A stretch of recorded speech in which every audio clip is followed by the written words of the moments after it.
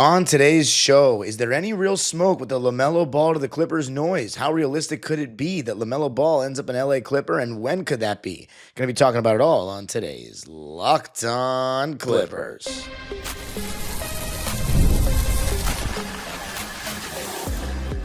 You are Locked On Clippers, your daily Los Angeles Clippers podcast, part of the Locked On Podcast Network, your team every day. Yes, sir. You were locking in with the Clips. Thank you for making Locked On Clippers the first listen of your day, your team every day. I'm your host, Darian Vaziri, born and raised in LA. Been a Clipper fan for 20 years, been covering the team for 5 years on my own YouTube channel, Dime Dropper, and 3 years right here on the Locked On Podcast Network. Your team every day. Make sure you subscribe to Locked On Clippers on YouTube for all Clippers news throughout the offseason. Let's get up to 8,000 subscribers and pass Locked On Spurs and Locked On Nets. And of course, you can listen wherever you get your podcasts. In this episode, we're going to be talking about the LaMelo Ball noise. How realistic is that noise for LaMelo Ball to become an LA Clipper? When would that be? Would that be after James Harden? Would that be with James Harden on the team? And what are the risks of LaMelo Ball being a Clipper? Now, let's talk about the actual noise. So I'm doing this because first, in September or around that time, the video that I see on Twitter was September 4th, 2024. But it was originally from TikTok of LeVar Ball on a show. And he says, I want all of them to play for the Clippers. I want all my boys to play for the Clippers. And he started praising Steve Ballmer and started making jokes about my last name Ball, his last name Ballmer. You know, like it's a perfect match. Like it's like, whoa. You know, this is the dad, and it doesn't mean too much. This is the dad, or maybe it does. I don't know.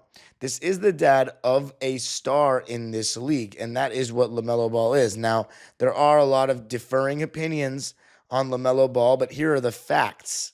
The facts are that he won Rookie of the Year in 2021, that he was the third overall pick in 2020, that he's only played 5 years in his NBA career, and he was an All-Star in 2022. His Charlotte Hornets team is undoubtedly a lot worse when he is not playing. He is the star of his franchise. He has been an All-Star just one time, and this past season, before he got hurt, he was averaging 25 points a game to go along with 5 rebounds and 7 assists. And there aren't that many people in the NBA averaging 25 points a game. Now, of course, there are more these days than any other era in NBA history because guys are scoring more than ever, or teams are scoring more than ever, I should say, and as a result, your best players are going to score more. But that's nothing to scoff at. You know, I know his team is bad. That's obvious. You know, this year's Charlotte Hornets team, they were 19-63, right? They were not good. But there are more things that go into a team being bad than just one guy. Obviously, team sport. I just don't like using the words team sport when it comes to like this guy's doing everything he can. Obviously, a big reason why the Charlotte Hornets haven't been good is because LaMelo Ball's injured a lot, but we'll talk about that later. Point being, though, is that his dad is out here saying that he wants him to be a Clipper. And first off, the fact that any NBA father is saying, I want my son to be a Clipper, and it's not like torture, just shows you how far we've come. I know people don't like, you know, when I say these kinds of things, some people don't like when I say those kinds of things, but I always try to remind Clipper fans that it's important to keep perspective.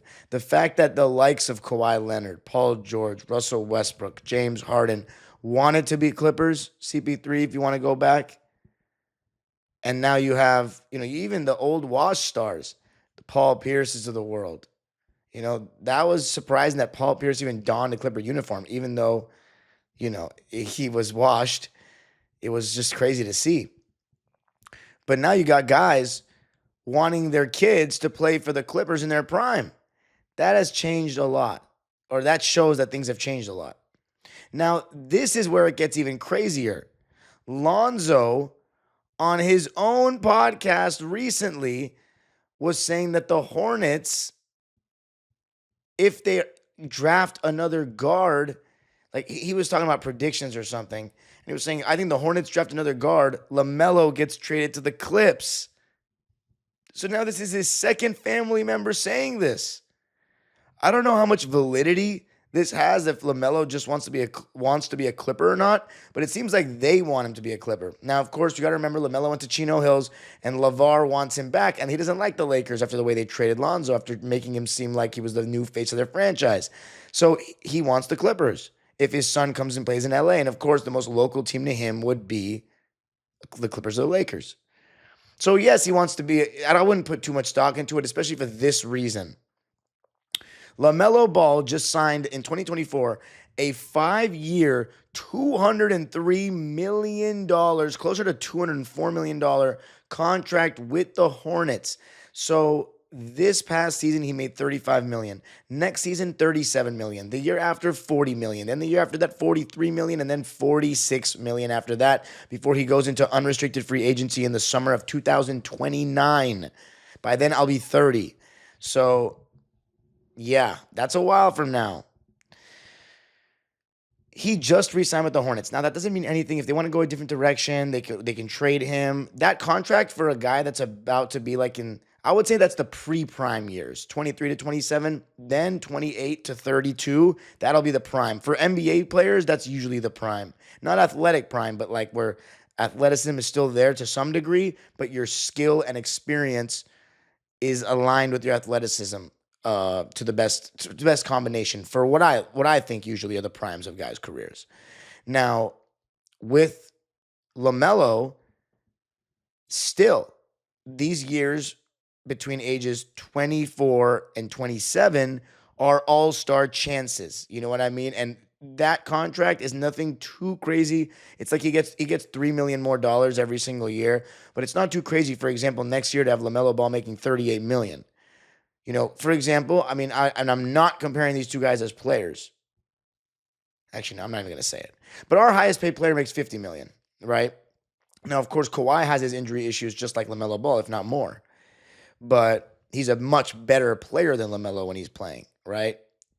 But theoretically, if you could get a lot more games from LaMelo, that would make that contract look a little better. I mean, that contract doesn't look bad to me considering what kind of player LaMelo is when he's healthy. A guy that's one of the best passers in the NBA, can run pick and rolls well, has crazy floater game. The thing is, I think he shoots too many threes for how really good he is at them. And his shot selection can be a little crazy. And I think he's much better in the fast break, open court than he is in a half-court game. When a game slows down, in those playing games we've seen him play, hasn't been too impressive, and he's always played a running gun style since Chino. But my opinion is the Clippers have no assets to make a trade for LaMelo Ball. So there's no point. So the noise is interesting. It's definitely something to acknowledge. LeVar Ball, Lonzo Ball are advocating for LaMelo Ball to be a Clipper. But there's no avenue, in my opinion, unless we re-sign James Harden. Then, first of all, James Harden's not going to Charlotte. So, let's throw that out completely. Kawhi Leonard's not going to Charlotte. You know, gone are the days where you can just trade a player against their will and they have to play there, else they're out of the league. Players have more power than that now, so you're not going to be able to do that. And, I mean, I don't even think you want to trade James Harden right now or Kawhi Leonard for LaMelo Ball. If you want to win right now, which it seems like the Clippers, front office wants to win right now, it's not worth it giving up on the Kawhi Leonard era for LaMelo Ball, in my opinion, because his injury concerns are plentiful as well. But my overall takeaway is that the noise is not something to completely ignore in the coming years. If LaMelo Ball does want to trade, expect him to try to force his way to the Clippers. I would really put that in the cards. But we have no assets for it to be smart for the Hornets. And the contracts that would match up with it, you got to include, they're not going to trade LaMelo Ball for Bogey and Norman Powell. And we don't really have picks to trade. If we had picks to trade, that would be more enticing. So coming up, though, do we even want to trade for LaMelo Ball? What are his concerns? Is it good? I mean, is getting another star bad in any way? Going to be talking about that coming up. I got to tell you a little something about open phone. If you're running a business, you know that every missed call is money left on the table. Think about the last time you had an urgent need, maybe for a plumber or a service provider. If the first person didn't answer, did you wait? Probably not. You moved on. That's why you need Open Phone. Open Phone is the #1 business phone system built to streamline and scale your customer communications, all from an app on your phone or computer. Open Phone lets me manage business calls and texts from a single app. The shared inbox feature is a game changer. Your team can jump into any conversation instantly without missing a beat. Open Phone is offering my listeners 20% off your first 6 months at openphone.com/lockedonnba. That's openphone.com/lockedonnba. And if you have existing numbers with another service, Open Phone will port them over at no extra charge. Open Phone. No missed calls, no missed customers. All right. So here are the thing about LaMelo Ball. Personally, he has not played serious basketball for me as an NBA player. In the games that we play Charlotte, a lot of times he literally is just chucking up ridiculous threes and playing with no sense of urgency, and defensively does not put much effort in except for a couple of steals. Now, the thing is, and plus, he seems so, even back when he was in high school, he just seems so into all the other things that come with being a star in the NBA, which is, the nice cars. And pretty sure he like ran someone over. Then he like hit somebody, not run someone over. He hit somebody in his car driving too fast. Like, there's just a lot of stuff about LaMelo that it's not that I wouldn't want him on my team per se. It's that it's just, it's a little sketchy. Yeah, LaMelo Ball was sued in Mecklenburg County, North Carolina, for allegedly hitting and injuring a young fan with his car. The incident allegedly occurred following a fan event at the Spectrum Center. The lawsuit claims Ball drove over the foot of a then 11-year-old boy, Angel Joseph, who was trying to get an autograph. So that kind of sucks. That was May 21st, 2024, where that article came out on ESPN and on TMZ. Again, LaMelo's not a bad person for this at all. I just feel as though sometimes it's all about, his chain, his car. Like, he's into all the other stuff. And I don't know how serious he is about winning. However, he's on a Charlotte Hornets team that's been rebuilding since he got there. They haven't necessarily been a team that's ready to win now. His first year when he got Rookie of the Year, that Charlotte Hornets team was only 5 games under 500 when LaMelo Ball played.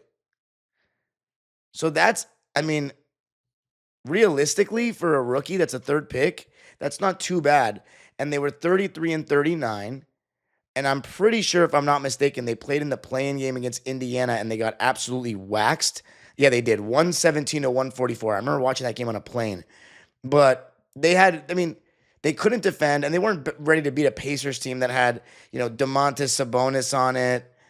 And damn, that's Pistons team started O'Shea Brissett and Justin Holiday and Doug McDermott, though. That team wasn't that nice. They had Brogdon and Domantas Sabonis. That Pacers team wasn't all that. But that was his first taste of anything. The fact that he even got into a playing game off the bat, that was a really solid season. And then 2022, so I stand corrected a little bit. He was a part of a team that was over 500 in 2022, and that's when he was an all-star and played 75 games. So you see, when LaMelo was healthy and he played 75 games, he had 20 points, he averaged 20 points, 7 rebounds, and 8 assists as a sophomore, and was an all-star at 20 years old. And in the games that LaMelo Ball played that season, the Charlotte Hornets went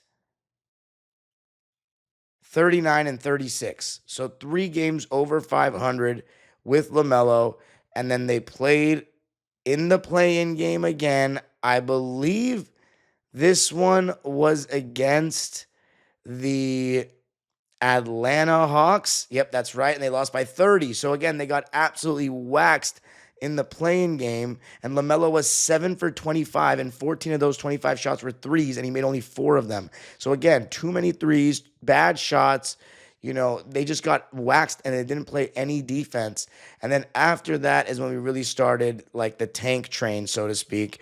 2023, they just won 27 games. They were no longer really competitive. And that was because LaMelo Ball got injured. He played only 36 games that season. And it sucks because in those 36 games that he played, he was averaging a career high in points and assists, and